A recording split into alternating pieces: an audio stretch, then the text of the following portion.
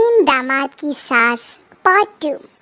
अब तक आपने सुना कि कावेरी जी अपनी तीनों बेटियों ईशा, मोहिनी और सुहाना की शादी तीन घर जमाई लड़कों के साथ करवा देती है। उन्हें लगता है कि ये लड़के शायद घर का कामकाज संभाल लेंगे, लेकिन उनके तीनों घर जमाई बहुत आलसी थे। वो नौकरी भी नहीं करते थे और बाहर का काम भी नहीं।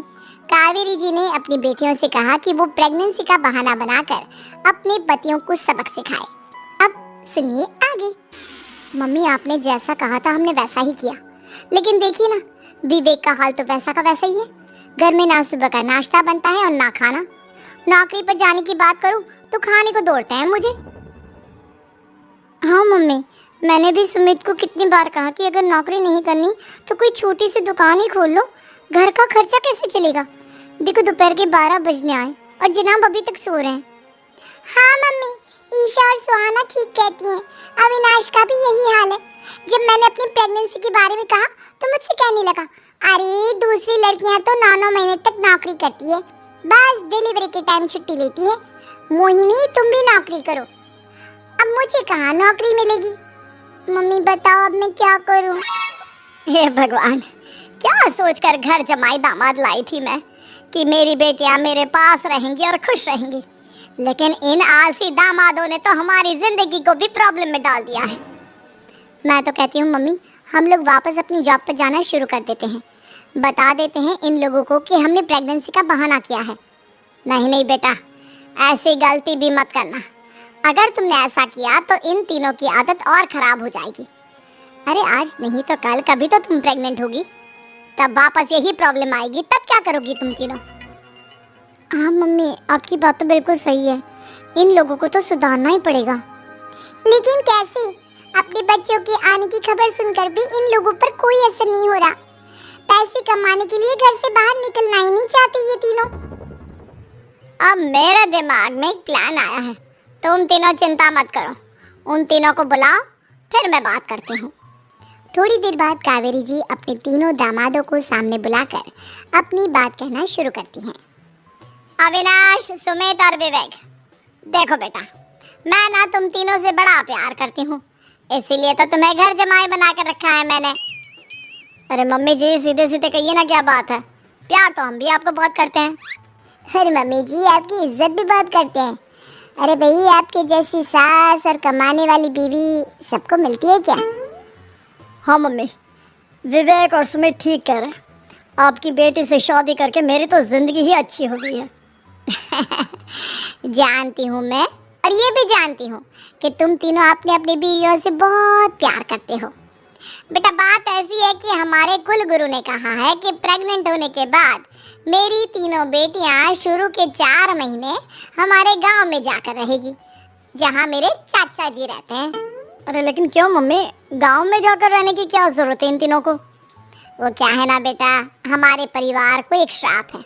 अगर मेरी बेटियों ने यहाँ पर बच्चा पैदा करने की कोशिश की तो उनके बच्चों को कुछ भी हो सकता है।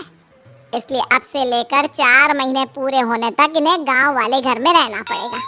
हाँ तो इसमें प्रॉब्लम क्या है मम्मी जी, हम भी वहाँ जाकर रहेंगे, पिकनिक बनाएंगे। अरे भाई बीबी जहाँ, हम भी वहाँ। हाँ यार, आइडिया तो बहुत अच्छा है। शहर की ज़िंदगी में रह रहकर परेशान हो चुके हैं, अब कुछ दिन गांव में बिताएंगे। तुम लोग समझने की कोशिश क्यों नहीं करते। तुम में से कोई भी वहाँ नहीं जा सकता, और मैं यहाँ रहूँगी ना तुम तीनों के साथ।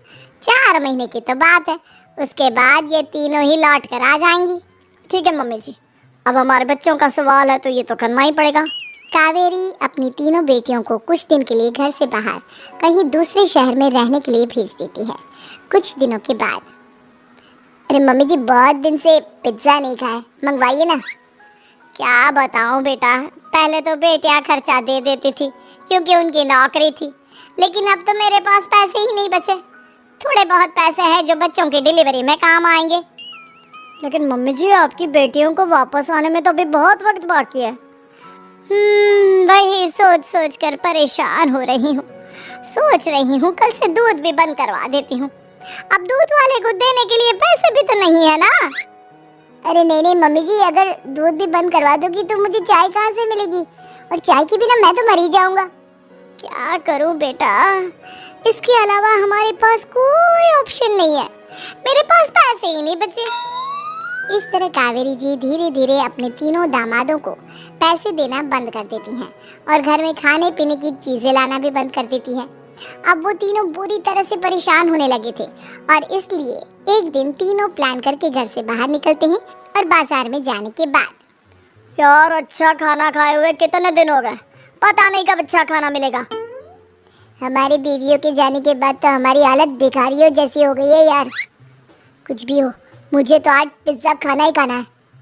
जेब में 1 रुपया नहीं है और पिज्जा खाएगा, कहाँ से आएंगे पैसे? अरे देख वहाँ सामने बोर्ड पर क्या लिखा हुआ है, कंप्यूटर पर काम करने के लिए एक आदमी की आवश्यकता है।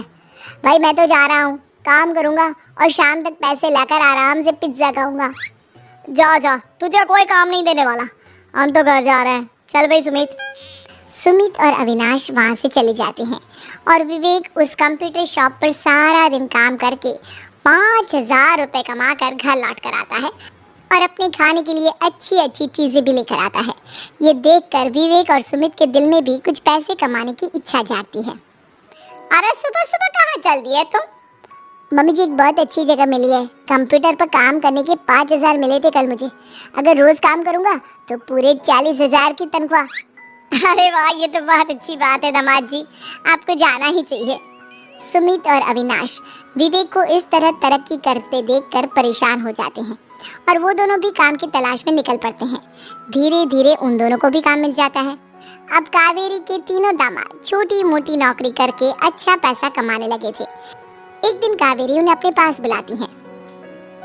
अरे वाह, विवेक 40,000 कमा लेता है, अविनाश 60,000 और सुमित तुम भी 40,000 के आसपास कमा ही लेते हो। कुल मिलाकर तुम अच्छे खासे पैसे कमा रहे हो बेटा। हाँ मम्मी जी, बहुत मजा आता है जब महीने के एंड में मोटी रकम हाथ में आती है। पूछिए मत मम्मी जी, घर में रहकर रोटी बना बना कर और तो जैसा महसूस होने लगा था मुझे तो। हाँ बेटा, तुम तीनों की बात तो बिल्कुल ठीक है और जानते हो अब तुम तीनों की पत्नियां भी वापस लौट कर आने वाली है। लेकिन मम्मी जी अभी तो उन्हें गए सिर्फ 2 महीने हुए हैं, आपने तो कहा था वो 4 महीने के बाद लौट कर आएंगी। ऐसा कुछ नहीं है बेटा, मैं सिर्फ तुम तीनों को सबक सिखाना चाहती थी कि आदमी घर में बैठकर बीवी की कमाई खाता हुआ अच्छा नहीं लगता। इस दुनिया में हर इंसान को मेहनत करनी चाहिए, काम करना चाहिए, चाहे वो औरत हो या आदमी, ताकि अपने परिवार को संभाल सके। कावेरी की बात सुनकर उन तीनों को अपनी गलती का एहसास होता है और कावेरी उन्हें सच बता देती है कि ईशा, सुहाना और मोहिनी शहर में ही कहीं दूसरी जगह रह रहे थे। शाम के वक्त उन तीनों की पत्नियां लौट कर आ जाती है और कावेरी जी का परिवार एक खुशहाल परिवार की तरह रहने लगता है।